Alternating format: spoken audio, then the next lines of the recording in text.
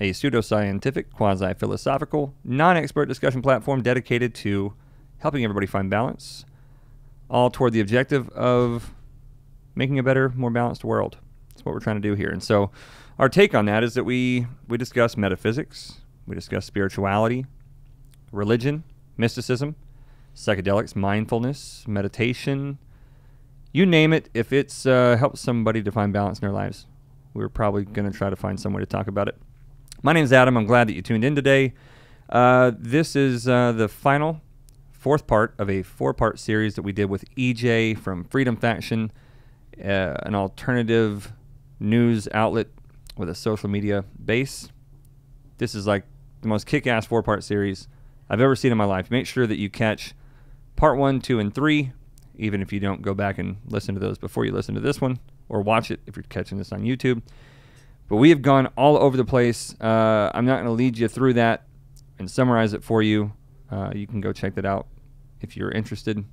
But I hope you enjoy this conversation. We kind of wrap up the first 3 parts in this episode by discussing the application of all of these things: mindfulness, meditation, a sensible spiritual practice in your life, understanding what God is to you subjectively, and how to develop and cultivate and maintain a meaningful relationship with the divine. So we've gone through all this stuff, occult government experiments with mysticism and shamanism, lots of neat stuff.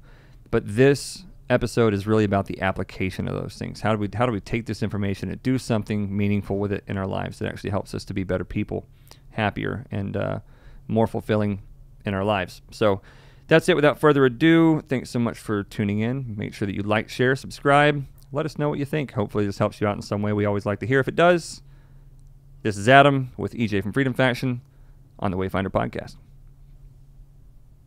Okay. We're going live, so welcome back. This is going to be part 4 of a 4-part series. We've got EJ from Freedom Faction. What's up? Hey, We've got honored to be here. Yep, JC and Adam from the Wayfinder Podcast. Welcome back, guys. This is part 4 of the 4. Make sure that you go check out the other 3. We're on iTunes, SoundCloud, Instagram, all the good places. Make sure you like, share, subscribe. Phenomenal conversation so far. This is the best series on consciousness, spirituality, metaphysics, mysticism, the occult, declassified government documents on crazy shit that you will find anywhere on the internet. Period. And you guys are here catching it live. So we'll try not to let the phones distract us too much once we get going, which is going to be tough because we all have ADD like a mofo. It's a thing. And we're drinking vodka and Monster. I didn't get my whiskey. That's tough. Do you need whiskey? I don't need, but Well, hold on, guys. I got you. Just Okay. get Go ahead. You got it? Well, okay. it's been introduced, so now we might go ahead and get some whiskey. What we were going to do with this 4th segment was talk about like solutions, creative change, different things that like the individual can do, and really looking at this like for the past, how many hours that we just did? It's about 7 hours. About 7 hours we did right there. We hit everything we could, and I think that this is a good way to kind of We got to wrap it up. Yeah, because all of the information, there's a lot of information out there. Yep. A lot of information that can be spooky, that it can be bothersome to people, and a lot of people can get wrapped up in all the negativity out there and all of the information. And so what we're going to do in part 4 of 4 is sort of outline some solutions as we see them and just have an open discussion about what you can do to implement change in your life that's going to be meaningful and helpful to you and the people within your sphere of influence. Because I think everybody here, we all believe that change starts within and then it spirals out from there to the community through your relationships and interactions and the experiences that those interactions create, and then the new situations that happen, and then you begin a new spiral. Yes. So all the information in the world is worthless if it doesn't have some practical application. So that's what this is about. Yes. This is part 4. This is the practical application episode. Well, we had touched on it at the start of it too. We were looking over things like Buddhism, Taoism, and all these other different practices that are out there, and how we like work these teachings into our life, how we slowly start to, like you were talking about with Carl Jung's shadow work, how we look at the things that we think affect us and how we define ourselves, how we identify ourselves, and how we have to basically get rid of those to redefine ourselves. Yeah. And I think that's a lot of what the teachings and the practices and everything else that we're doing gets to. It gets to, well, why are you getting upset? Why are you getting triggered? Why are you attaching yourself to this? Yeah. And a lot of people don't take that step back and find that perspective. That's it. So what my will man. Thank There you, you JC. go. Damn, that looks good. Borderline Jesus Christ. Yeah. It's a lot of ice. Literally I his know name that is the Jesus. level He's was- my Jesus. Hey, cheers. Cheers, you guys. I love you guys so much. This has been the best time. It really has. So let's just kick it off. And you guys have definitely got to go. Make sure that you subscribe to the Shamanic Philosophy YouTube channel or to the Wayfinder podcast on iTunes and SoundCloud, because the previous 3 episodes were awesome. So just to dive in, the world is what you make it. Yes. Life is what you make it. And if we want to dwell on the negative, we can. But if we dwell on the positive, we're going to have a different experience than that. I just told him to go to your page because mine wants to be retarded. Yours is crashing? Yeah. Yeah. Okay. Send him over. That's fine. Yeah. We'll say hi. I'll lay out the red carpet for all your people that come over and join. Guys, you're going to love Adam. Well, thank you so much. What I've found over the last couple 2-3 years Girls too. is that implementing a meaningful spiritual practice into your life is really a super helpful thing to do. Mm-hmm. You know, and I struggle with that because it's hard to do the same things every day. It's hard to have ritual in your life. It's hard to have regiment because it requires discipline, right? Well, and I think the right off the get-go, right off the bat, when you say that, a lot of people are going to think to themselves like I think to myself. Well, I don't want to go to church, or I don't want to convey some sort of religion, because you say spirituality. A lot of people immediately just connect that Yeah. to some sort of religious practice. There's a fine line that you can walk between those two. Yes. Yeah. You can create your own spiritual ritual, your own culture, your own way of having a spiritual So maybe we connection. should define that. So Because that's all religion means is relegare, to control. I've heard that. I saw that. I don't know for sure if that's true. Latin. But is it?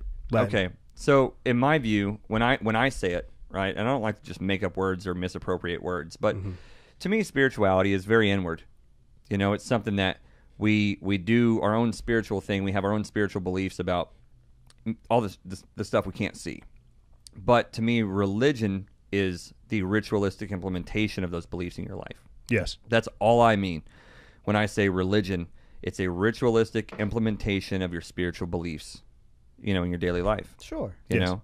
And so it's almost like religion is to spirituality what exercise is to health. You know what I mean? Health is They're health. interchangeable. Well, Exactly. it's not so much interchangeable. It's the application of a practice. Yes. So health and fitness is a condition. You're fit, you're healthy. But exercise is the application of those principles in your life. Yes. Does that make sense? And this is something that we had talked on like all throughout the entirety of this. Is just Yeah. like you think that you don't need to be healthy, you think that you don't need to pray, that you don't need to take care of your body, but you need to do all those Yeah, things. you really want to think that you can get away with it. We were trying to distill this down to like 6 different 6 things or or 5 so, different things. 5, 6, 7 different things. And it's like meditation, yoga, which is I think is separate from exercise. Yes. In my view, meditation, yoga, exercise, proper diet, hydration, which is separate from proper diet. I think. Mhm. I struggle with that. What else? Hold on. Meditation, yoga, exercise, proper diet, hydration, and religious practice. Yes. 6 things, I think. If you do those 6 things consistently, you will be happy and healthy in the long term. You'll be productive. You'll accomplish the things in your own mind. You'll fulfill your dharma. Mhm. You know that.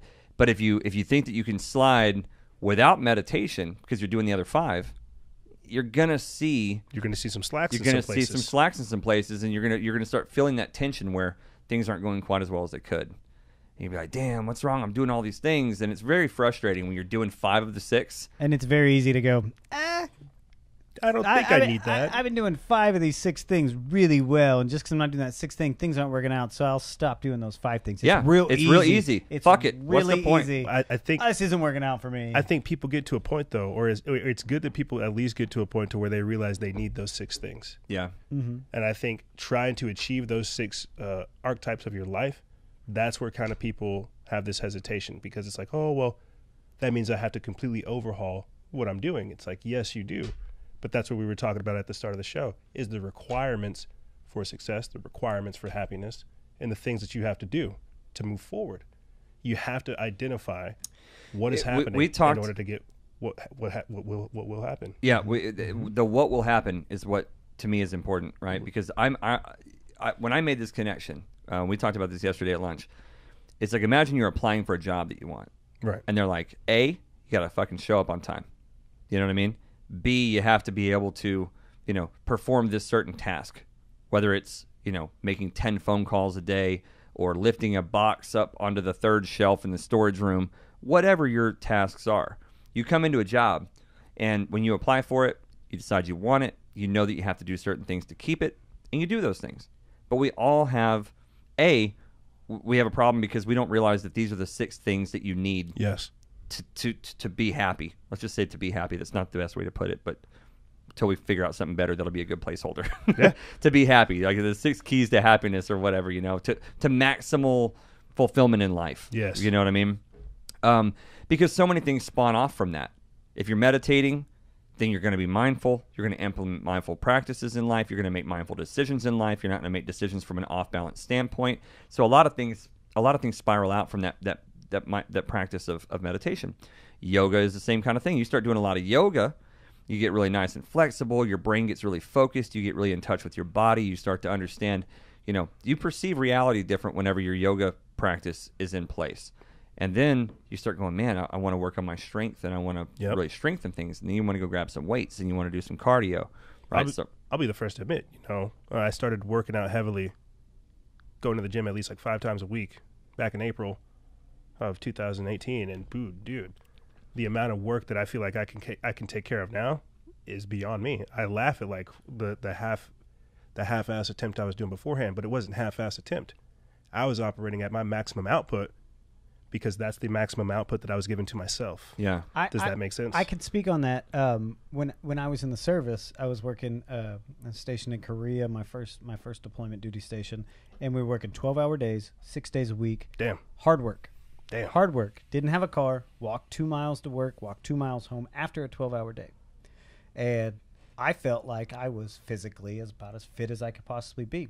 Last 4 months I was there, I was getting ready to get home. I had made a lot of brothers and a lot of friends. Right. And they dragged me into the gym, and it was 6 days a week, and it was a different body part every day. And all of a sudden I got physically fit for the first time in my life, truly. Wasn't ever an athletic kid, didn't do sports, didn't do athletics.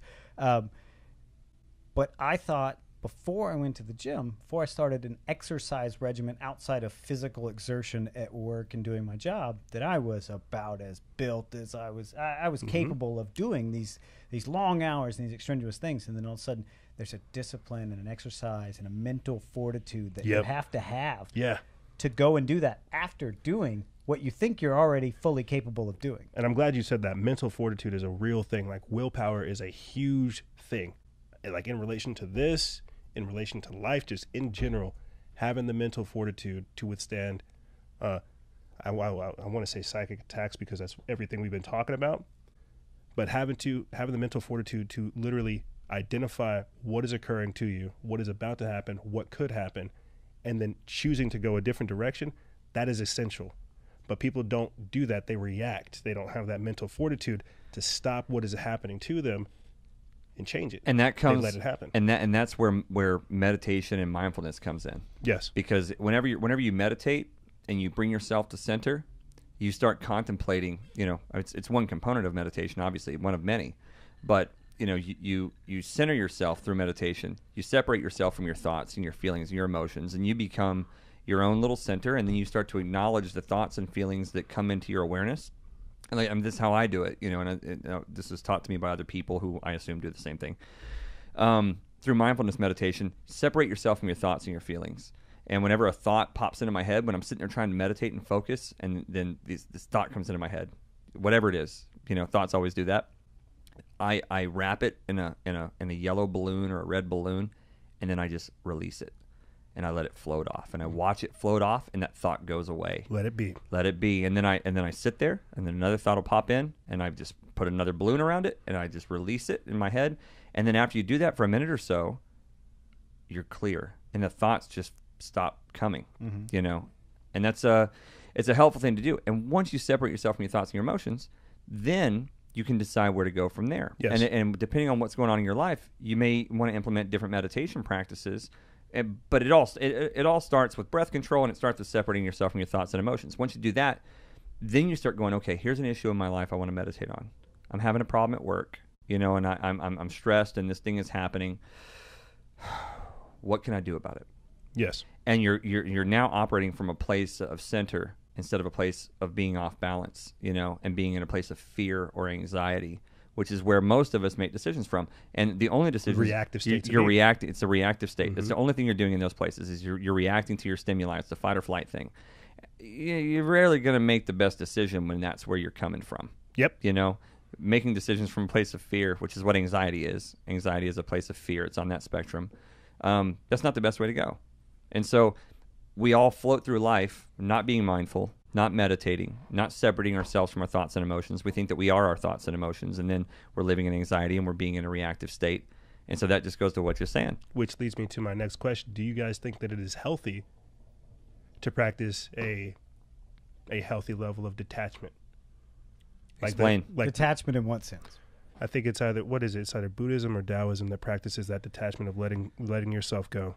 Buddhism does that, but a lot of people take that to an extreme in Buddhism, I think. Well, that's why I say a level of detachment to where you let go of certain things that could define you, that you purposely let go because they do not serve you. Do you think it's appropriate to practice some level of detachment? I would say that the big problem with that statement is you have to have an awareness. You already have to have a built-in level of discipline and understanding of yourself to detach parts of yourself. Yeah. Because so many people define themselves by experiences, by the emotions they have. I am an anxious person. Right. I am anxious by nature, and this is me, and I'm defining myself by my anxiety. Right. This is just who I am. This is who I am. This is how I made because of something that happened to me because of my life experiences, and now that is making me, right? So many people walk around with that. To tease part 2 of what we talked about, which was a very heavy conversation on the psychedelic experience, what we touched on in there is a psychedelic experience will expose you to the weaker parts of your ego, your nature. Yeah. And all of a sudden it's forcing you to look at the parts that everybody knows they're aware of these things. Whether you admit it or not to yourself, you're aware you have a weakness in this part, or you're not comfortable with this part, or you don't like this thing.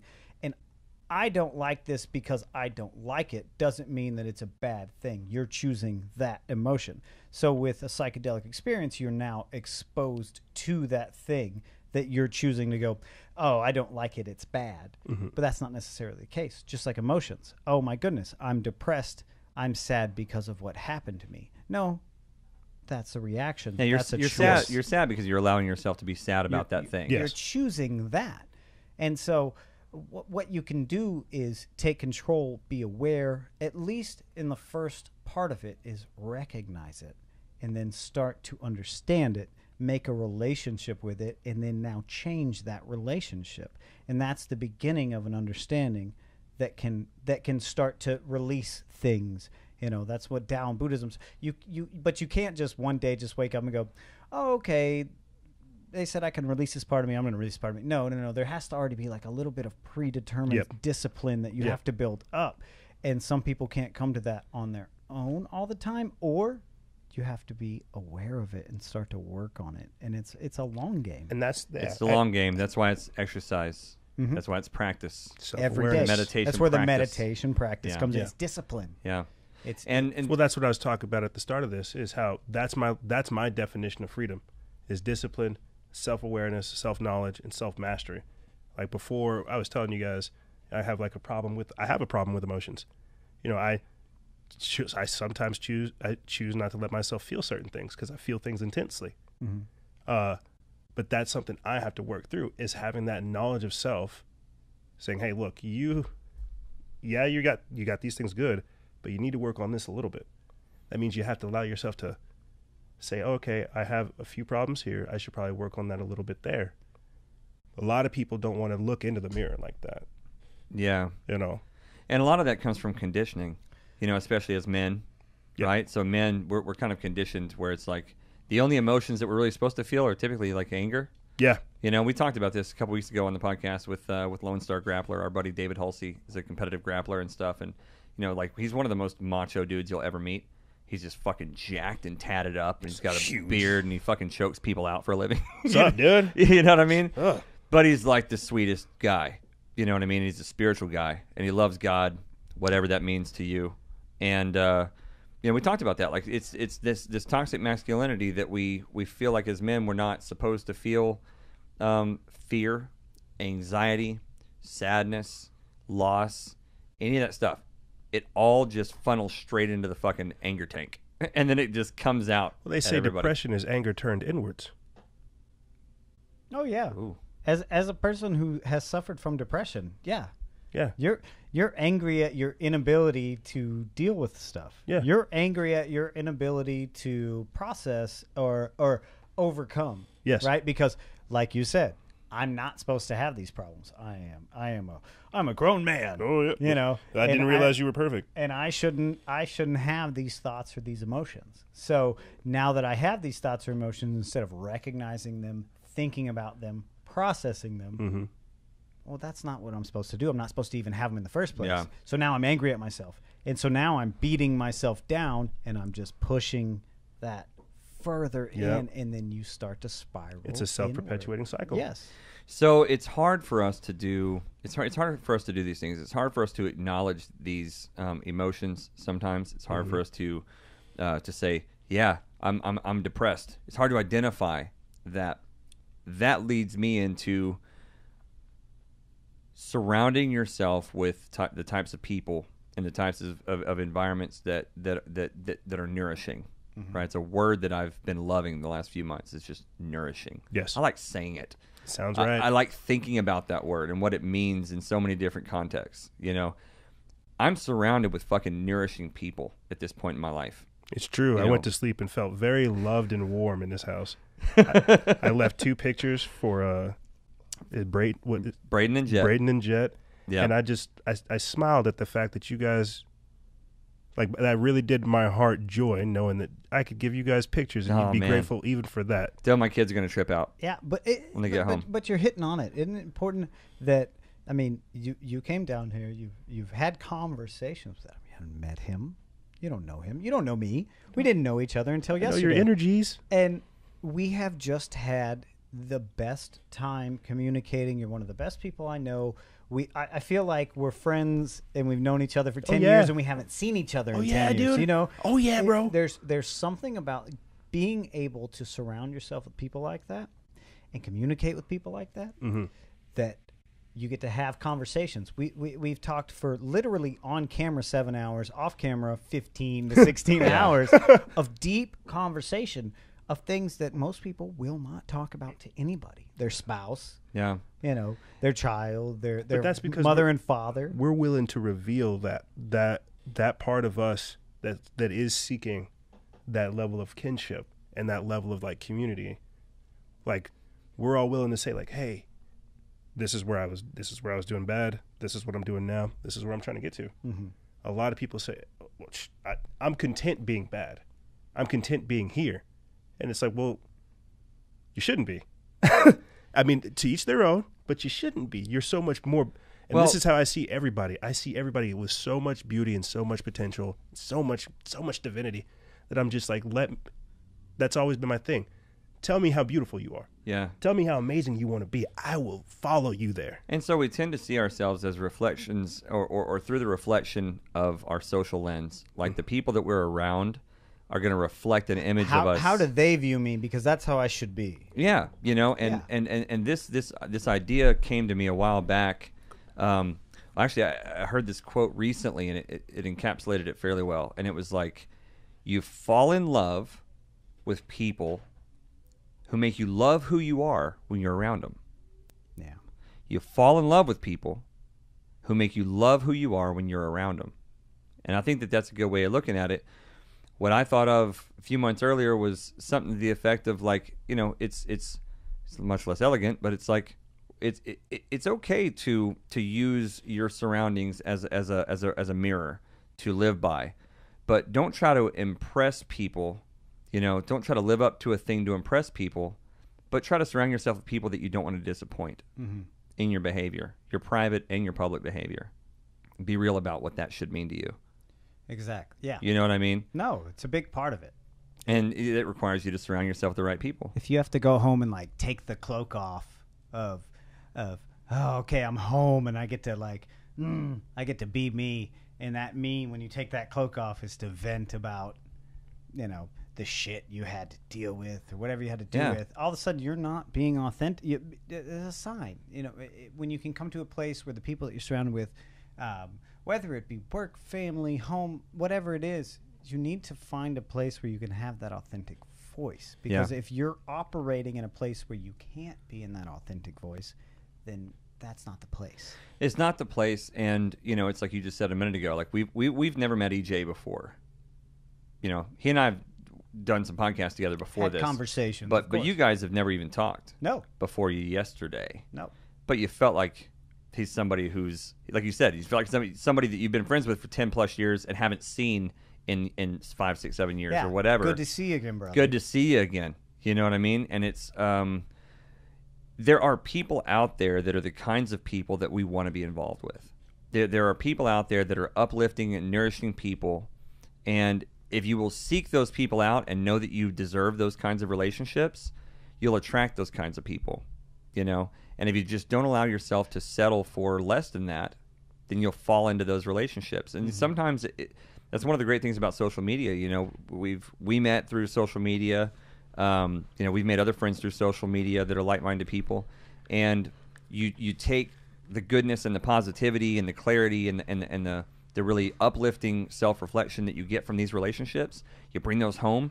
You just let those ferment, and you focus on those things and meditate on those things, and you implement and integrate change in your life that makes you a better version of yourself, and then that reflects back at your relationships, and then people will see that glow from miles away. Yeah. And moths to the flame, they'll show up.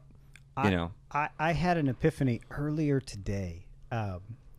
We had come into the office, and we're getting ready for round 2, and we're talking about hours of communicating and doing these podcasts, bearing our soul, talking about things, just this data unload, and we're all very mentally drained. And so we're preparing for everything, and we put on Avengers Infinity War.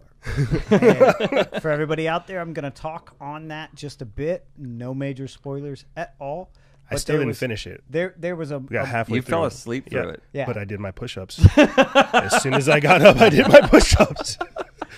But there is a beautiful scene where a character called Gamora is a child, and the main antagonist of Avengers Infinity War is Thanos, and it's this flashback scene where he goes to her home planet, and his whole thing is to bring order to the galaxy, wipe out half the population and keep half the population, and for whatever reason. But there's this moment where he picks her and he brings her along, and this genocide is about to happen on one side. He's going to keep the other, and he's talking to her about balance. And as this is going on, I looked over at Howard, which you guys have seen on the podcast, and I looked at him and I go, man, I guess on Gamora's planet they didn't teach her about stranger danger. And Howard looks at me and he goes, maybe on her planet stranger danger wasn't a necessary thing to teach. Ooh. And I went, oh, maybe so. There it is, that perspective. What a world to live in. What is there is, but then I thought about it. Man, there's that we have to plant that in our kids' minds, because that is where we're at. That you need to be cautious of every new person that you meet. Mm-hmm. You have to be. What is caution? Fear. Fear. Be fearful. Be fearful. Be fearful. Not have that anxiety. I didn't know you. I wasn't fearful that you were going to be an awful person. I just didn't know you, and I had this anxiety. And then we immediately met. We hit it off. We had a great time. And then I immediately went, why was I so fearful? It's oh, my he's goodness. Black. Yeah. I didn't know if you were black or white, to be honest. I had no Neither idea. does my audience. We won't tell them. Yeah, we won't let them know. Yeah. What we'll do is we'll put all this now. Video in black and white, and they won't ever be able to tell. Just invert my colors. Just invert my colors. But yeah, it really just got philosophical for me. I'm colorblind. I just said, oh my goodness, stranger danger. I immediately went, oh, that's a thing. That's a problem. But and I'm glad I'm glad that Howard made that perspective call to be like, maybe they didn't even need stranger danger, because that just shows like we're in a world to where we have to look for not necessarily problems, but we don't look towards the good of people. No, you immediately expect the worst. We're conditioned towards suspicion. And I'm literally, I guess I try to do the opposite. I literally try, and I always get screwed over. It's okay. I still look for the best in people. That's always been like my character flaw. Listen. I hope people show me their best. They bare their teeth and show the worst. That's where they're operating from. I'm not operating from there. In every moment of your life, I'm trying to get the goods. in every moment, there's only two forces at work in this universe: it's love and fear. And in every moment, you choose one of the two. And it just goes down to that Native American, parable about the two wolves, and it's which wolf do you feed? The love wolf. You know what I mean? And it's like, for you guys who haven't heard the story, if you've been hiding in a closet for the last 300-400 years, the story of the young brave approaching the old medicine priest, and he says, what do I do with my life? How do I know how to guide myself? And the medicine priest says, well, there are two wolves battling for your soul every moment of your life, and they're always battling for it to see which one's going to win. And the brave says, well, Jesus, how do I know which one's going to win? The medicine priest says, depends on the one that you feed. Yep. It's down to which one do you feed. I tell everybody you have the same 24 hours in a day as me, as everyone else that has been on this earth and that will be on this earth. You have the same 24 hours. It's which beast you feed that dictates which house you stay in. Yeah, that's it. What is your output in life going to be? What's your experience as a human going to be? And it's which wolf do you feed? And it is such a great tool. I've used it as a parent. I used it as a parent. It's going through a difficult time. As your kid gets smarter, as a parent, you understand your kid's intellect grows, and as your shit gets more complicated, the more intelligent your kid have gets. to start leveling up as a parent. I parented as my 4-year-old this way, but now she's 7 and she's way smarter. And I got to start leveling up. Got to start changing the tactics. And so one of my tactics was, I'm gonna teach you this lesson about these wolves. Well, it made way too much sense. Okay. Right? And she was like, I don't like this. This is not my thing, because I would tell her all the time, which wolf are you feeding? Which wolf are you feeding right now? She'd start to, just crush and just get angry. Down a little bit. Yeah. What wolf are you feeding right now? I don't like this. I don't like this. Well, we talk at length all the time about Trevor Hall, one of these great musicians, and we play that music all the time, and she is a fan. In one of his songs, and I can't think of it off the top of my head, one of the lyrics is, which wolf do you feed? And we were just listening to music one day, and she goes, oh, Trevor just talked about the wolves. Because it's real. And I was like, yeah, he's talking about the wolves. That's a thing. And she was like, oh, my. And I could start to see, like, the gears turning and, like. What Dad said was right. But yeah. Well, and that's the thing with kids. They tend to, the last person they'll listen to is the parent in a lot of ways, And she goes to whatever sort of sporting event, practice, whatever, and the coach tells her to do something, yes, sir, or goes to a friend's house and like, hey, we need to clean up this mess, and she's on Johnny on For the spot. sure, I'll do it. Starting to do, And you go, hey, it's Sunday, we need to clean your room. It's like, God, get out of here, Mom and Dad. Yeah, I don't want to clean my room. What? Yeah. So you want to live here, don't you? Exactly. But it was the recognition of, it wasn't just me giving this message, and it wasn't just how I had showed it to her, but then somebody else out there that she had admired was speaking this message, and then the truth hit her in that way. And the truth hits everybody in a little bit of a different way. But when it comes to which wolf do you feed, there is nobody out there. There is literally nobody out there that cannot benefit from having that in the back of their mind and going, why am I choosing to feel this way? I'll follow you up on that. Speaking of parents and them passing down like epic teachings, and this is something I still use to this day. When I would come home, I'd be complaining about some chick or some stupid stuff at school. My mom would, be working, and she'd look at me and she says, "Whose energy is that? Is that yours or theirs?" And I'm just like, oh shit. And I know that sounds simple, but it's just like, you're allowing someone else to dictate how you feel, and by them dictating how you feel, you're not in control of your own emotions. Yep. You have now become slave to them projecting however they want you to feel. And to this day, I still use that. Whose emotions are those? Whose energy is that? Is that yours? Are you feeling this? Did you generate this? Or are you receiving this? And I would say 95% of the time, that person that is on your mind, you're not on their mind. You are not. They are not thinking about you or that ripple that is now affecting the way that your behavior is going. Yes. They're not. They're just pressing on with their life. Yes. But you have now embedded them into your mind, or that interaction that you had, or that one thing that they said that stuck with you. Now you brought that along. One of the things we keep talking about throughout like the entirety of this is just like emotional control. Sure. Keeping the flesh in check, and just like not letting things affect you. When you're letting these people affect you, you're holding on to that grenade, and it's a time like it's like a stick of uranium. It's got a half-life. It's still affecting you after the fact. That person, like you said, they're not thinking about whatever just happened. They're going about their life. But you letting that person affect you holds on to that uranium stick. You're being damaged over time. You got to learn to let that stuff go, because it's not going to benefit you. Mm-hmm. Mindfulness practices will help with that. Exactly. So much of this stuff goes back to these 6 principles that we're talking about. Yep. We're going to have to codify this at some point and really map this out, because I think that we're onto something there. But especially people who are more empathetic, you're empaths and stuff, you absorb that energy from other people. Yes. That uranium stick you're handing off to somebody or whatever. Somebody here in chat just said that's an important lesson. It's not always your energy. A lot of people project energy onto others without even knowing. Yes. And that's true. It's so true. That's what we're talking about, is somebody will say something to you and it will ripple hard, and you will obsess over it to a certain extent. It will affect your decisions. It will affect your clarity and your mindfulness in a situation that has taken place way past the one that started it all off. And that person is just walking around, living their life, doing their thing, and they're not going, man, did I mess with them? I want to fuck their day up. Yeah. Or was their intention even to do that? Yeah. They might have said it and never thought a thing. Never like, even knew. Oh, I would have never known that was going to wreck them. Yep.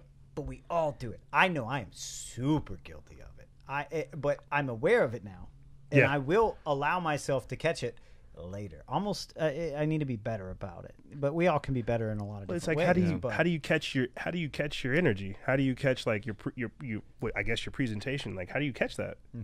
Like, how do you regulate that? Because I know I definitely have like a hard time. I'm like a ball of the sun's energy, and I have like the hardest time.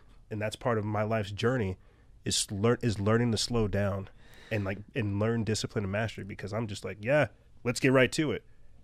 I know that that's something that I have to work on. Focusing your breathing. Yeah. How do you get to that? How do you focus your energy, focus your breathing? Breathing is the beginning. It all starts with your breath, man. If you're in a situation and you're huffing and puffing, or you're, for me, holding my breath, my wife will call me out on this all the time. I'll go, she's like, why are you holding your breath? I'm like, oh shit, I'm holding my breath. Okay, I'm stressed out. Oh, okay. But when you can start with the breath, then you can build outward from there. You can go, okay, I'm not breathing calmly. Take those deep breaths. And not only is that like the way to reset, they say, take 3 deep breaths and you reset. No. If you're not breathing right and you need to take 3 deep breaths, take those 3 deep breaths. Don't stop there. Yeah. Now, go, why wasn't I breathing like this from the get-go? Yeah. Yes. And then you start to identify some of those triggers, some of those identifiers, and you can recognize this universal language of patterns. Then you'll start to recognize the patterns when that happens the next time. You go, oh, I did this just last time, but I recognized it, and all of a sudden I realized this is what it was, and this time it is this, and that is similar. And the more you do that, the more you're cognizant of it, you start to recognize a pattern. I call it a trigger reaction spiral. There you go. It's anytime, become mindful of any time that you're triggered. Become mindful of any time that you change your mood or your mind state, your psycho-spiritual configuration. Anytime that changes, make note of it. And then ask yourself, like JC is saying, ask yourself, why did that change? If you feel yourself holding your breath, or you feel your heart rate go up, or you sense that you're frustrated, make a practice out of this. I did this and it changed my life.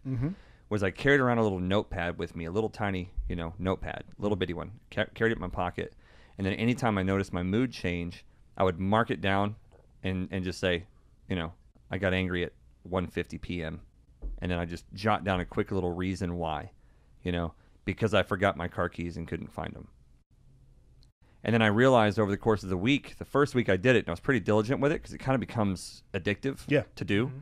After the first week, I was like, damn, 80% of my entries were me being frustrated with myself. Mm-hmm. You know what I mean? Over, I'm sure, like Mostly, frivolous and trivial it's always things. trivial shit. You know what I mean? And it's like this ended up culminating into a conversation with me and my buddy Josh, which then led to me making a video about this about a year ago or so. And I was like, look, dude, we all beat ourselves up for all the little things that we do that we fuck up, like forgetting your car keys, spilling the milk, dropping a glass, whatever it is. But how often do we give ourselves props for the little things that we do well? We just don't fucking do that. We touched on this in part one. This weird humbleness, this weird inability to accept a compliment, right? To accept I did something well. You give me praise, and it's nothing. It's what do we say? Oh, it's nothing. No, it's no big deal. It's nothing. It's no big deal. No. This good thing I did, glory be to God, is nothing. Mm-hmm. That's what I should probably just start saying it. I'll probably just start saying that. Whereas, and we mentioned this in one of the other parts. You know, I had a buddy when I was a kid that you would tell him and he was an amazing musician. Just to recap in 10 seconds.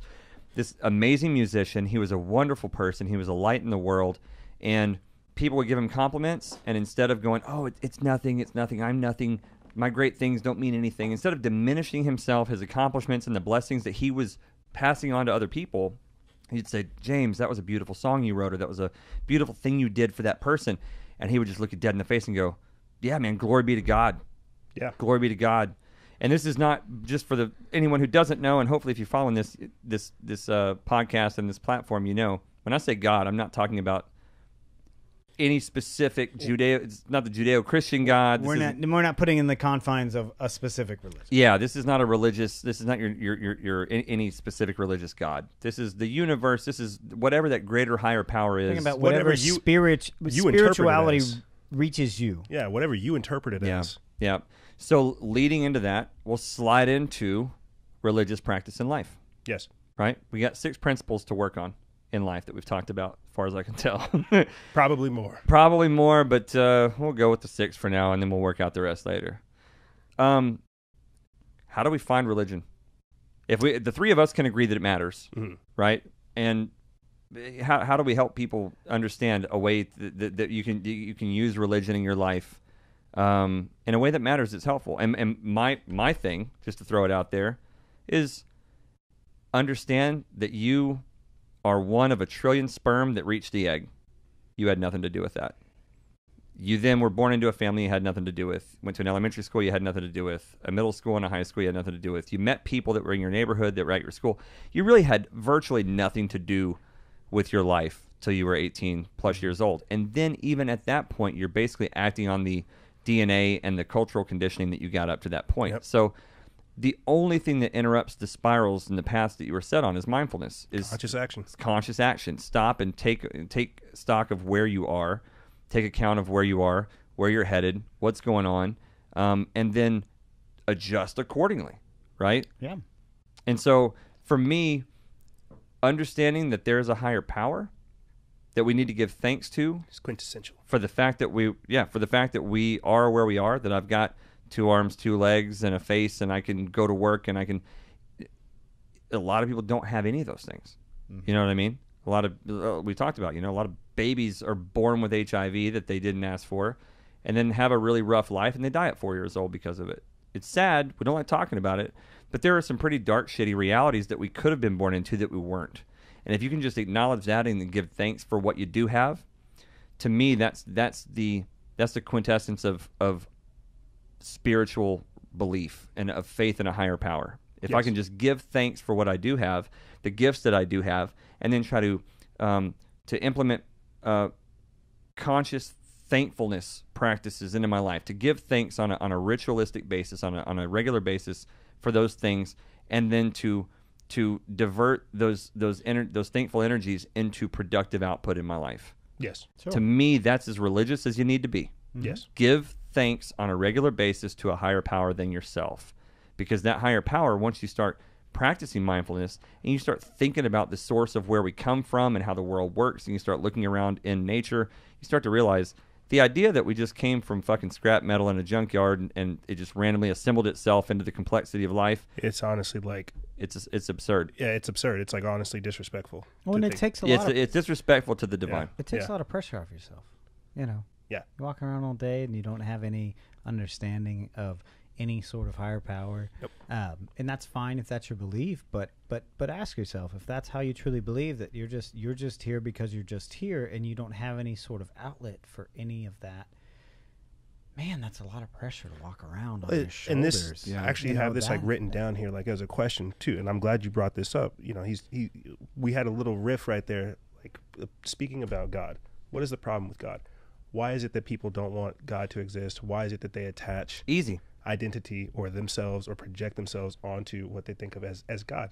And I hate that we're like not able to talk about it because it's clearly there. It's clearly evident. But the same way JC's saying, could you imagine walking through your life thinking there is nothing else there? That we're just meat sacks.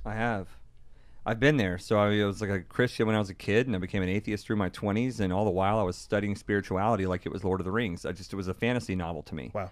Spirituality, all my studies into spirituality and metaphysics my whole life, for the most part, were just it was a guilty pleasure. I had a long walk through that part of my life where the weight was on my shoulders, and to take a quick deep dive into my spirituality is, you know, Southern Baptist raised. I know you can recognize that. If I was good, I would go to heaven. Things would be all right for me. If I was bad, I was going to go to hell, and it was going to be hot, and I was going to be punished. And guess what? But there's strippers and cocaine. I'm 9 years old. No, that's heaven. You're getting them mixed up. Oh, my bad. I'm 9 years old. I have impure thoughts. I have anger in my life, and I'm being told, you know, that I'm not supposed to feel this way or be this way, right? Mm-hmm. But we all know as human beings, you have these impure thoughts. Like, yes. There is no person, I don't care how Southern Baptist foot washing you could possibly be, that you didn't have these impure thoughts. As much as you want to ignore them and say you never had them, you have them. So for a child to be raised in that, all of a sudden you're walking around, you're going, I'm going to hell. Well, you're born sick and commanded to be well. Yeah. I mean, that's I spent years of my life going, there's no way I'm not going to hell. I'm having impure thoughts. I don't do what I'm told to do. Now it's too late for me. And so I had this at 9 years old. I had this really unhealthy relationship with God. I got angry with God. About 8th grade, met a youth pastor, built a new relationship with Christianity to a certain extent, but I had all the people that had taught me all those negative thoughts and those things around me. And as much as one person was trying to build that up and there was a community of young people around me, I started to rethink it. But at the same time, all those old thoughts and those old practices were there with me. So as 18, I gave it up, you know, disavowed. Like, no religion, you know, didn't think about it, didn't practice it, no spirituality in my life whatsoever. About 25, I hit what you would call a rock bottom. I had gone through some hard times. I had been through some intense experiences. And then I ended up finding this book, and it was called The Tao of Pooh. And it's about the Tao, and it's based off of Winnie the Pooh. Yeah. And I read this book on the Tao, and it started to make a lot of sense. And the second book I read, it was called The Alchemist. Which EJ now has a copy. Yes. Which will be autographed by these two amazing gentlemen here. Oh, for sure. And I started to understand that there was more. This was my introduction, there was more to what I was seeing, what I was feeling. There was this, what I like to refer to, and the book refers to in The Alchemist, as the universal language. And I was like, oh, I speak that. Oh, I know that. I understand. I've been ignoring it because American English? I thought I was crazy. But then, you know, me having my own unique experience, and this is my spirituality to anybody listening, just know this isn't the way, but this was my way. I had a psychedelic experience. Mm-hmm. And on my first psychedelic experience, a lot of questions got answered for me. A lot of things were explained to me and made sense. And I had visions and visuals and emotional experiences in this wild ride. And I woke up the next day, and from that day forth, my life had changed. I was better. I worked hard, internally, externally, on who I was as a person, how I felt. It was okay to feel that way. It was okay to be that way. And I had all the things and all the tools that I needed to walk forward from that day into the next day and the next day and the next day after that till this day to be who I am now, who is a better person than I have ever been in my entire life. Yes. So when you talk about spirituality, I don't have a defined version of mine. I believe in the higher spirit. I believe in this higher power, and those are just the words that I'm using. That's all I'm using because that is my vocabulary. I'm not saying that those, I know some people define those words into their versions. I'm just saying in general, there is something else. There is a way. There is somebody you can talk to. There is somebody you can, be with in your private moments, whether that's internal, external, and the same thing. That has been my journey with spirituality, and to recognize that, be aware of it, and start to build my own personal practices, my own internal conversations with myself that are the same prayers that I said when I was 10 years old to the God that I believed in at the time, or that I was talking to at the time. It's the same thing. It's just different. My relationship is different. Yeah. He's still there. You've just changed. That's it. That's it. My perspective and my relationship with them has changed. Yes. And it makes all the difference in the world, and it's your relationship. So having a connection to the infinite, a connection to the divine, an acknowledgement of some sort of creative source that we all come from.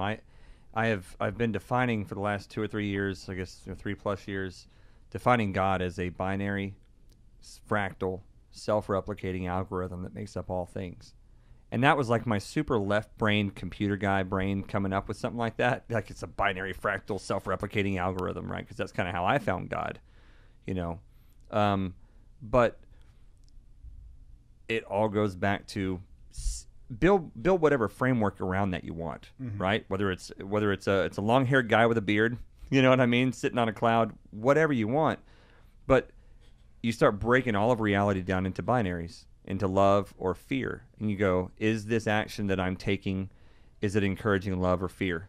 Is it feeding the light wolf or the dark wolf? And you build your whole life around that. And once you acknowledge, you understand, and this is what I love about Hermeticism, is the principles of duality. It's very simple. The principle of duality is the root of Hermeticism, and it's just the yin and the yang. It's the light wolf and the dark wolf. It's the understanding of the masculine and feminine principles that are in all things. And once you get it, you see it everywhere in nature, and you see it everywhere in nature. It's in the Fibonacci spiral. That's why I wear this spiral necklace that Ashley got me that was made by a Mayan guy down in Mexico in the Yucatan. And the spiral is there, right? It's everywhere once you learn to see the spiral. And once you understand the spiral, you just see it in all things. And you realize this thing's been around for millions, billions of years. You find, you're just here on this segment. Yeah, we're just here on this little fragment of the spiral. My part. Yeah. My little version. This is my little part of the spiral. If you were to zoom in on the spiral, you see a little section, and it's a spiral. Yeah. It's a fractal. You know what I mean? And more is going to come too. Yeah. Yeah. The spiral keeps on going, ad infinitum. It just doesn't stop. Hearing JC talk about all that, it made me start thinking about, I guess not necessarily like my relationship with God, but just like all yesterday we had nothing but like synchronicities, nothing but from start to finish. Yeah, wall to wall, floor to ceiling. It was crazy, top to bottom. It literally blew my mind. Yeah, that's why I told you, like I don't really have anything to say because it's all speaking for me. And I learned not only doing this type of work, but like as an individual that. I guess like that's kind of how I follow like wherever I'm supposed to be, where I start trying to do like certain types of work, is like I pay attention to those cosmic signs because they're going to show up, whether or not you're like paying attention to them. If you don't, that's cool. It'll show up in another way. It's going to show up. It's self-replicating. It's got to follow through. Whether or not you pick that up, follow through with it, it's going to keep happening. You can find your place in the spiral. Oh yeah, that's the thing. Is like. People have lots of philosophical arguments about free will and all that kind of stuff, but the reality is once you find your place on the spiral, everything starts to make sense. Yep. You know, because the path is a clear spiral. It really is. Your life is one great big spiral filled with lots of little spirals. Yep. And once you find out where you are on your spiral, and you start to see all the little spirals in your life, right? You know, whether it's addiction, whether it's unhealthy relationships with different things, because everything in life is a relationship, and the condition that you're in life and the condition you're going to be in life is just a factor of the sum of all of the spirals and the experiences you get from the different relationships with all this shit. But it's find your place on the spiral, live in truth. Yes. You know, and your spiral, your truest self has a spiraling path through the cosmos, through life.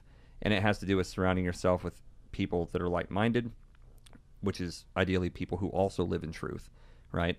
Because there's ideally, and that's why you'll never see people who are in this type of work at doing the dumbest shit ever. Yeah, because they're seeking out other individuals to help them along that life goal. That's what we were talking about this morning over breakfast. That's it. Well, I will precursor that with sometimes those people will do the dumbest shit.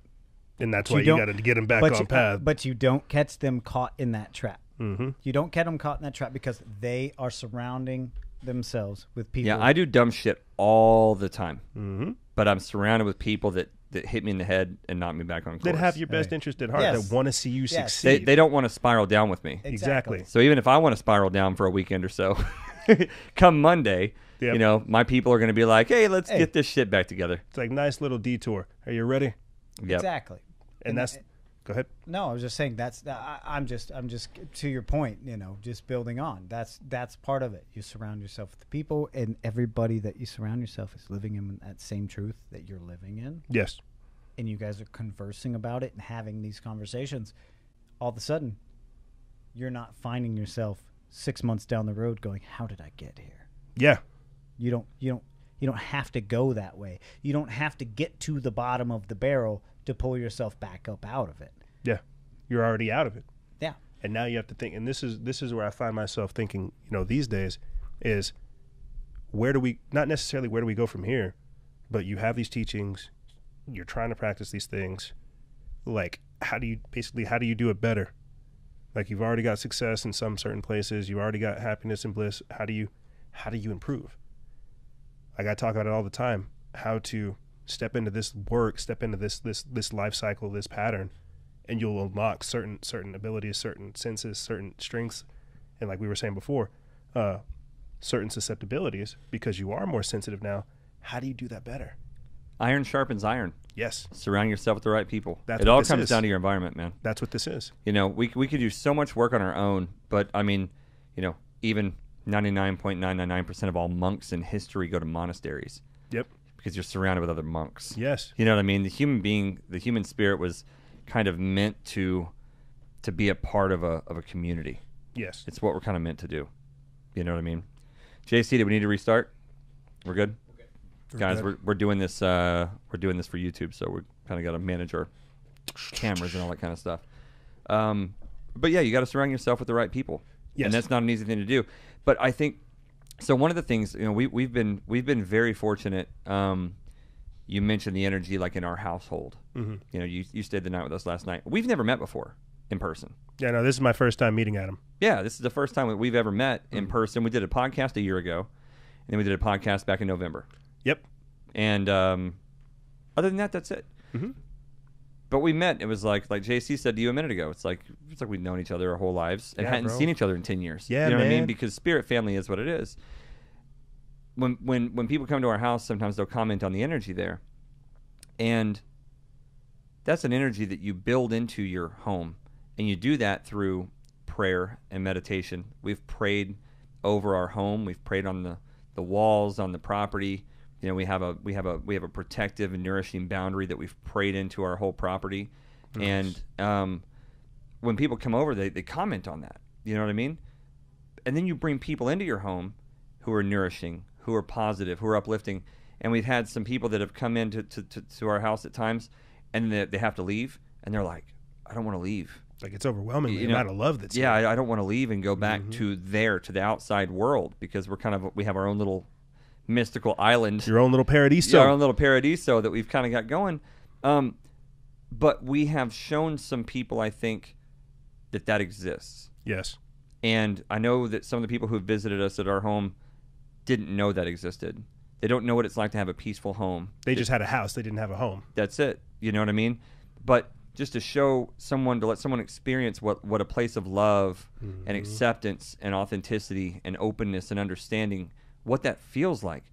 Because we've all got fucked up pasts, and we've all got things that we've been through, and we've all been damaged and traumatized, and that's the way to help, is to act from a place of understanding and compassion. Yeah.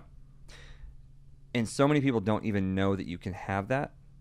And I think that's where, to me, if we can just spread these messages of understanding and love and unity, and just help people to understand that you can, you deserve love. Yes. You deserve it. You're a divine being, and you deserve love.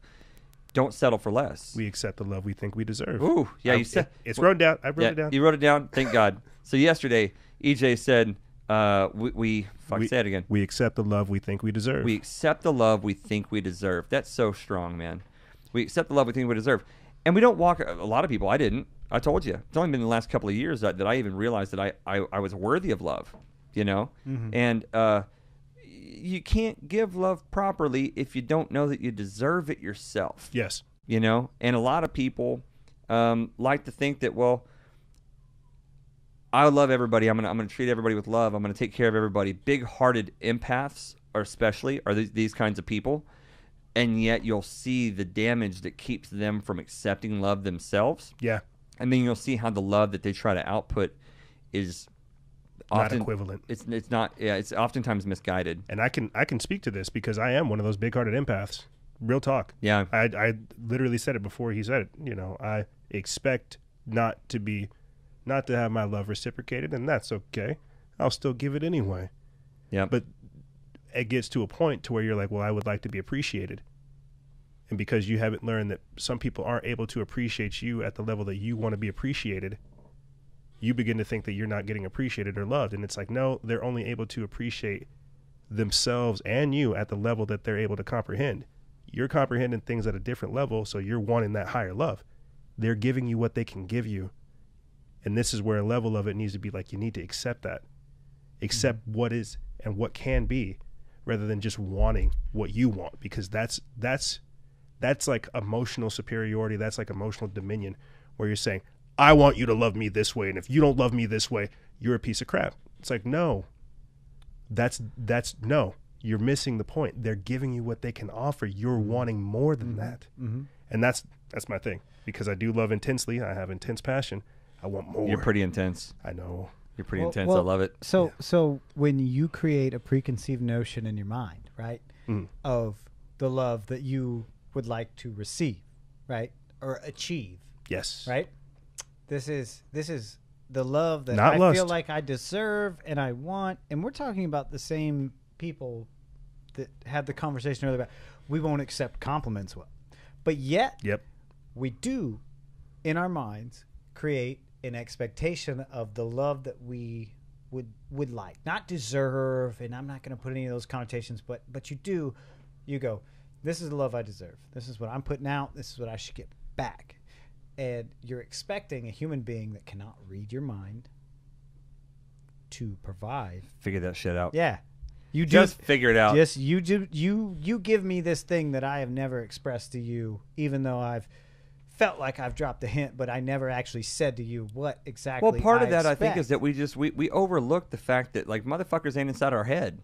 It's true. You know, we walk around. I think that what part of the ego is the ego is such a much more expansive thing than what we realize, and it's way more pervasive into all areas of our psyche. Oh, it's pervasive. It's tentacles. I think that's a good way to use it. Yeah. Pervasive. It affects so much more about there are so many lenses on how we perceive reality and how we interact with our relationships that we don't even really understand, and the ego's behind a lot of it. And it can be disruptive, it can be destructive, it can be a lot of things. But we forget, or we don't even. I mean, in my case, I didn't even realize like how much the ego blocks certain things. Understanding how differently people feel, how differently people love, how differently people think about shit was a big thing for me. You know, and it took a lot of internal work to even realize that, like, you know, just think about when you get really like shit-faced drunk.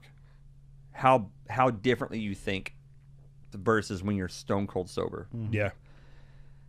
That's an alcohol spectrum, right? But I think people think that differently. Yes. You know, people who walk around shit-faced drunk all the time, relatively speaking. You know what I mean? Like, it's people think that differently. You like sometimes you wake up the next day after you were just wasted the night before, and you're like, man, I can't believe I fucking acted, thought, So, yeah, you did bro. those things, any of that stuff.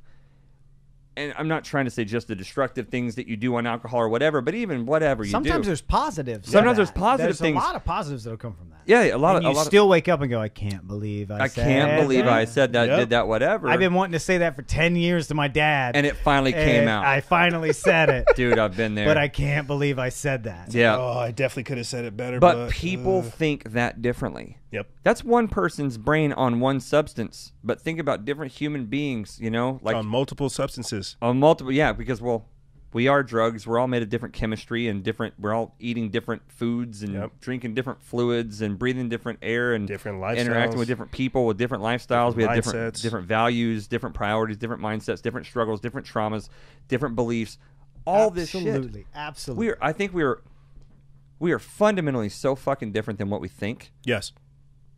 But in the most meaningful ways, we're more the same. You know, we're made up of a few elements: happiness, needs.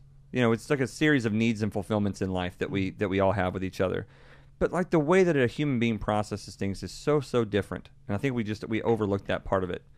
So it's in relationships, learning. We talked about this yesterday. Learning that 50% rule. Yes. You know, meet me here. You come here. I meet you there. Mm-hmm. Right. I don't tell you to come all the way to me, and I'm not going to run all the way to you. Let's meet right here, and working out that middle ground, that Midgard, right? Yep. For you Norse people, Midgard. working out the Midgard. Well, okay. Yggdrasil. Maybe some Findrill. Yeah. That's one of the many great balancing acts of being human. You know, is figuring out where the middle ground is in every relationship that you have, provided that relationship is one that you even want to have in the first place. Which is why intention is important. It is. Well, we're touching on something that I think a lot of people are curious about in multiple ways. We've talked about ego on prior podcasts. We're talking about ego a lot on this one. And we've touched the past three segments on things that revolve around ego. Yes. I'm not asking anybody here at this table to define ego. Thank you. Not a question that I have. My question is, one thing that I get all the time is this how do I achieve an ego death? You know, what is an ego death? How do I get to an ego death? What does ego death mean? I'm curious to see. I'm actually, pride is what I would think, and getting rid of things that you would think hold superiority in your mind. That's what I would think, but I wouldn't know because Sure. I haven't gone through one of those ego death Well, processes. a lot of people associate ego death with a psychedelic experience. Right. Right. And a lot of the questions I get are people that are interested in psychedelics and they want to achieve this. But me, short answer, one word: perspective. That's all it is. That's all an ego death is. It's a perspective. It's a new perspective. It's a new understanding. What's new about it? By the way, I'm turning on some music in our headphones really low. It's it is It'll get there in a minute. it is taking everything that you think you know about all the things, these life experiences that create you, as we talked about it earlier. Well, I'm a very anxious person by nature because of events, you know, or I'm a very boisterous person because of things that I do, or I've created this life for me because I am an alpha male and I do this way, and that's why I Beef define jerky myself. and beer. Yeah. So Sounds really good. Is there any beef jerky left? no, we housed it. You ate all the beef jerky. But there's still beer. But I think You guys and your big fucking egos. I think your ego drives your perspective. Yes. I think that's what it is. And I'll People follow- go, It's half the picture. I want to follow you up Your on higher that. self and your ego are two different things. They're on the opposite ends of they're the Exactly. two poles. Exactly. Polarity. I want to follow up on that because, and I'm not sure if this would qualify like as like a necessarily ego death. Prior to getting involved in like all the podcasting and stuff that I'm involved in now, I was doing the hip hop EDM artist thing. okay. So I thought I was super cool, hot shit. Yeah, look at me on stage, woo! And then I realized that's not a place I want to be, I don't want to be like in front of like a sea of people like fucked up on DMA. I don't, or MDMA. I don't want to do that. I can't talk about these things. I can't express and feel and experience everything we've discussed here. Well, why in did that realm? So that's a good thing, And that's to bring why up. that's why I left, and it started me on this journey to where I am now, towards self-discovery, towards self-mastery, to say, you know what I thought was okay, what I thought was happy, what I thought was success, that was only my perception of it. I had to get tired of my perceptions to realize that there were new perspectives out there that I had to go out there and go achieve. Mm-hmm. I think the question is what makes us, in the first place, want to be on that stage in front of a sea of people worshiping us. It's that vacuous, empty spot inside of us. That vacuum, that empty space where meaning should be. Yes. You know what I mean? Yes. And we're just looking externally for someone to tell us that we mean something. And to me, I think there's probably a lot of ways that you can fill that space, some better than others. Yes. But finding out that you mean something completely absent that sort of attention is, for me, is the best way that I've found.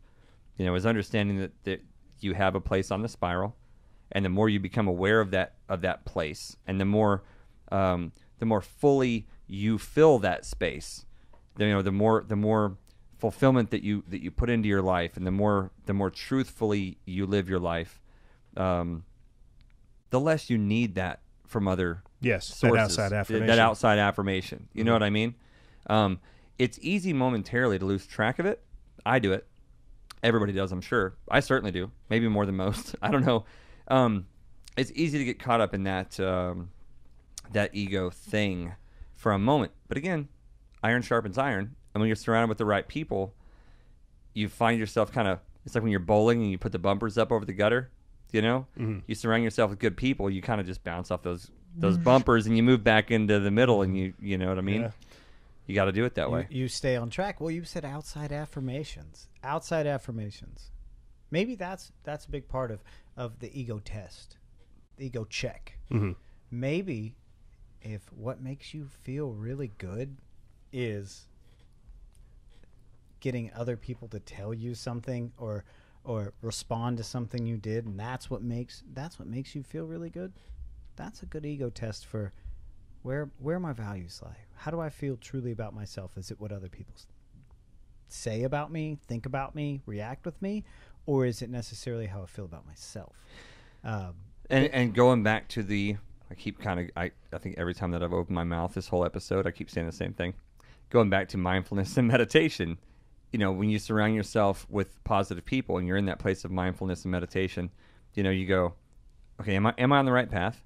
And you look around at your life. Like for me, I know that I'm surrounded with JC, right, and my girlfriend, and JC's wife, and my other friends, all who I won't name here, but I've got this really crazy, solid tribe of just fucking amazing people. Powerful support system. Powerful, positive, and I don't mean bullshit positive, right? I mean like legit. Where they smile in your face and stab you in the back. No, I mean people who... No, where they don't smile in your face. No, yeah, people who still stab you. Yeah. People who'd be like, bro, you're fucking off. You're not doing it right. Mm-hmm. You know what I mean? Like, get your shit together and do this right, But who love you and uplift you, and you're all part of this big symbiotic organism that is a positive tribe. Whenever you get into that place, you don't have to do it all on your own. You know what I mean? Yeah. Mm-hmm. I want to speak on that real quick. Yep. Because I definitely, a one-man show, one-man podcast. I do everything. Yeah, I know. You're superhuman. It's not good. I can't believe how much shit you do. I need to You know learn. how much trouble it is to fucking... I can't believe... Well, Oh, yeah, it's a lot. I got a whole team of people trying to make this shit happen, and it wears me out. You do it by yourself. It's crazy. I need to learn to delegate because this is studio I'm in right now. It's beautiful. I need to step my game up. And by me doing everything, I don't have a studio. I don't have employees. I don't have an awesome team like this. You're talking everything. And this is why it's good to have this kind of fellowship, this kind of discussion. People need to know this. Two sides of the same spectrum. And see how Adam's talking about having that support network, having that family, having that tribe that helps him get this message out there. I am the tribe. I'm the beacon that people come to. And that's why I'm like, I need to learn to delegate so that when people do come, I can give them a place, to come to. And I think that's just like a strange thing for me, because I've always been that person where people come and confide in me and tell me, you know, hey EJ, I'm upset about this. Like, hey, can you talk to me about this? Like, I'm working through some stuff. Do you have some time to talk? Yeah, for sure. I think I need to work on the thing, and I'm not sure if this is just like it's not a leadership thing. I need to work on being able to let people in, and then at the same time, like being able to bear that face. You're trying to pour from an empty cup, brother. We talk about this all the time. You can't pour from an empty cup. And it goes back to what we've been saying for 2 days. You know, you accept the love that you think you deserve. You got it. And you, motherfucker, are like the prime candidate for that advice that you gave me. I know. You know what I mean? And every one of us, everyone listening to this, everyone who's going to ever listen to this, is in that same boat to one degree or another. And there's that healer archetype. You know, people who are particularly the empaths. You know, we're sort of locked in that place where we want to assume the troubles and ails of the sick, hungry, and ignorant. You know what I mean? Mm-hmm. And we want to be there for everybody, but you got to fill your own cup. So you got to find people that want to be there for you too. Yeah, you have to. You know, you could just sit up on a rock and be like, I'm the dude. I got this. I'm gonna take care of everybody. What happens if I trip? Who's going to take care of me? Yeah, man. I fall down that rock, I break my damn leg. You got to do that. I've got a friend who I made through Instagram, and we became very, very close. And we met a couple times, and just a phenomenal human being. And they called me up, you know, out of nowhere, and they were like, "Hey, man, I need to talk to you about some stuff." And I was elated. I was like, "Great! I'm glad that I can be there for you." And this person was like, "Man, you know, it's maybe weird for me to call you, you know, because I don't live anywhere near you. We're not lifelong friends, but I have an issue, and I have some stuff I need to talk to you about, and you create the space for me, you know, for people to come to you, and I just needed to." And this person is like you, like me, like JC, like a lot of people listening to this. This is a person who is that guy for everybody, you know, and who doesn't go seeking out people for support and looking for people for to help themselves through life. I'm thankful that I was able to be that person, but hopefully what they realized is doing it on your own ain't the answer anyway.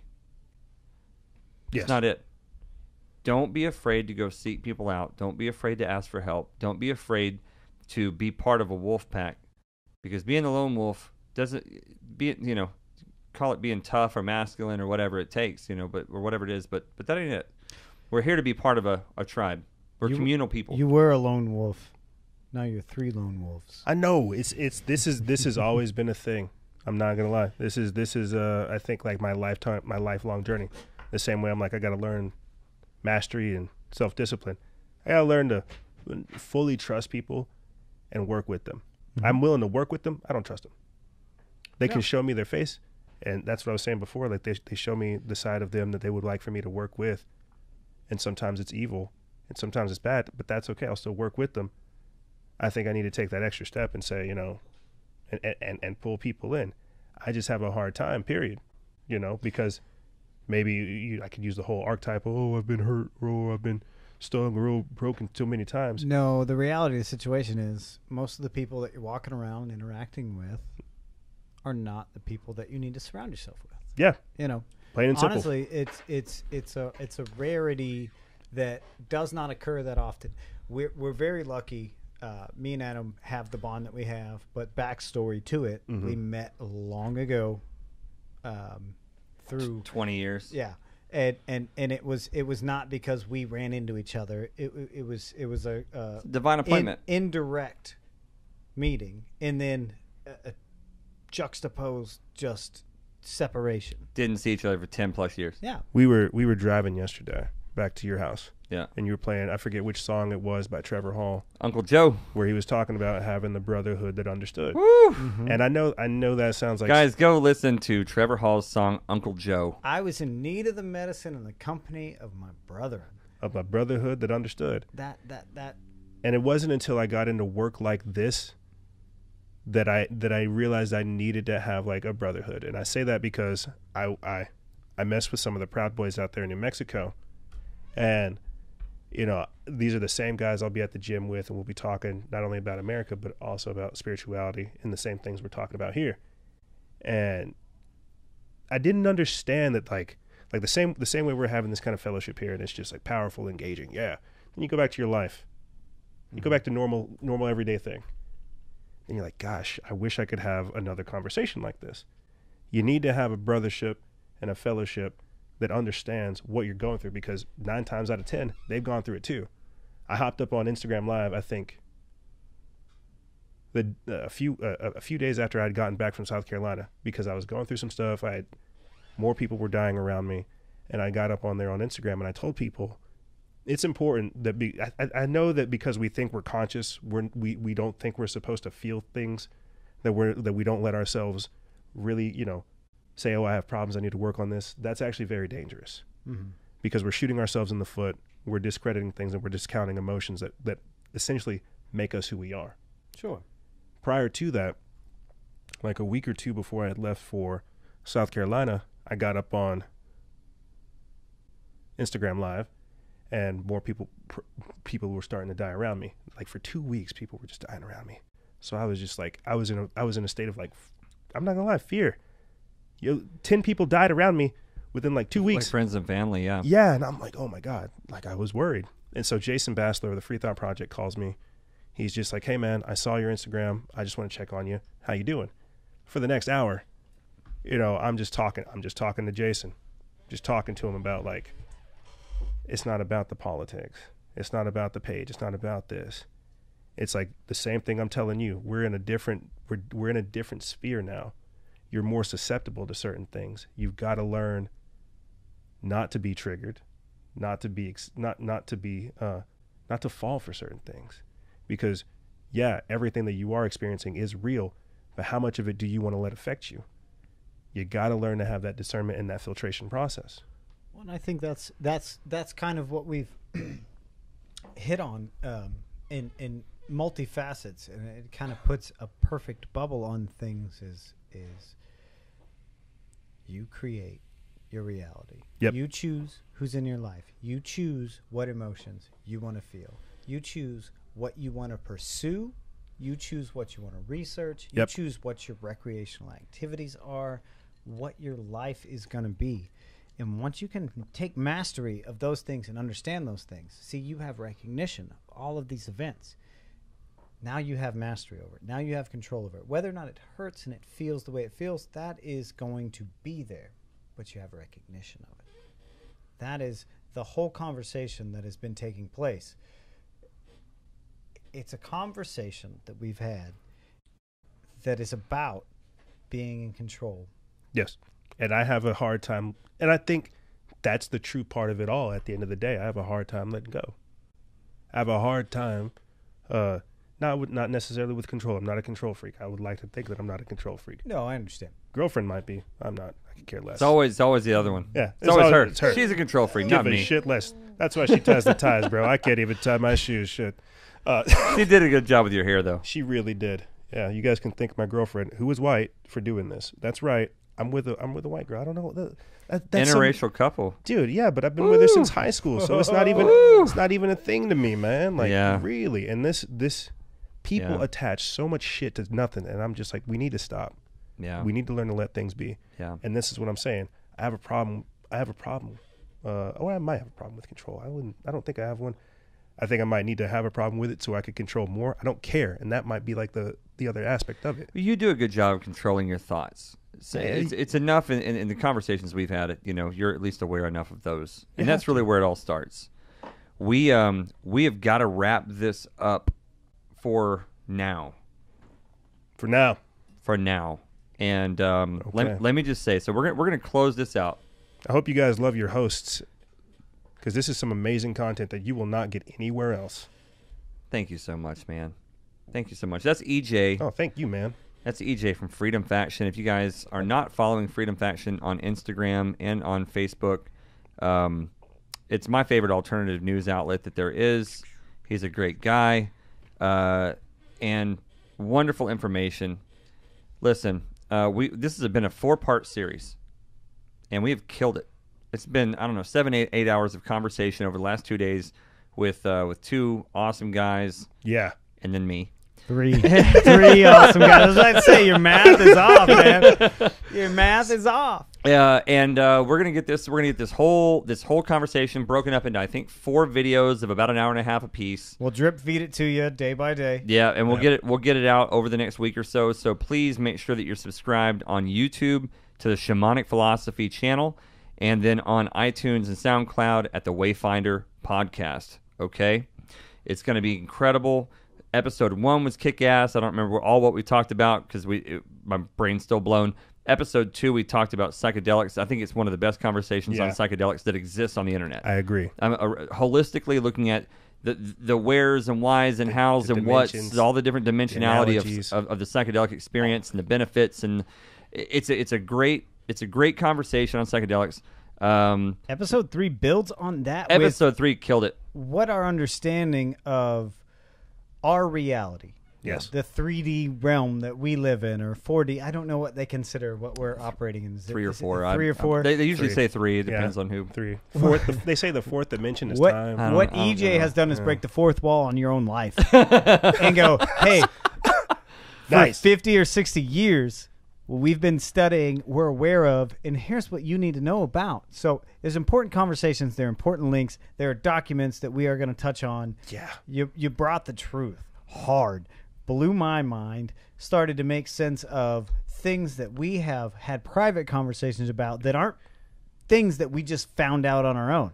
These are actual experiments. These are things that are happening around you on your day-to-day basis. Yes. Every day. That's what Freedom Faction is it's exposing things that you're not aware of, that you need to be aware of, that they're not going to tell you about. That's it. Yeah. That's a great summary. Yeah.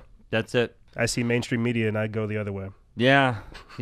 Here's all the shit they're not telling you. R. Kelly happened. Well, look at the World Government Summit. Did you see what Pope Francis said? Exactly. Nobody did. Yeah, no. Oh, you're worried about a little kid with a red MAGA hat? Did you see that world elite were meeting in Davos, Switzerland to talk about global inequality? Yeah, screw that kid with the MAGA hat. There's stuff going on. Yep. Yeah. That's it. So go follow Freedom Faction on Instagram and Facebook. YouTube? Yep. We're on YouTube too. On YouTube as well. And again, all 4 parts of this unbelievable 4-part series are going to be on the Shamanic Philosophy YouTube channel in the next week. Freedom Faction will have those up along the way as well. So you'll have it all. Make sure that you do get those on YouTube, iTunes, SoundCloud. All of you guys that are getting the Instagram live right now, the audio and video on those is going to be tremendous. You're going to love it. And there's going to be more to come because this whole meeting was so... Oh, yeah. I'm coming back. Yeah. He'll be back. I'm coming back, bro. We'll do this again.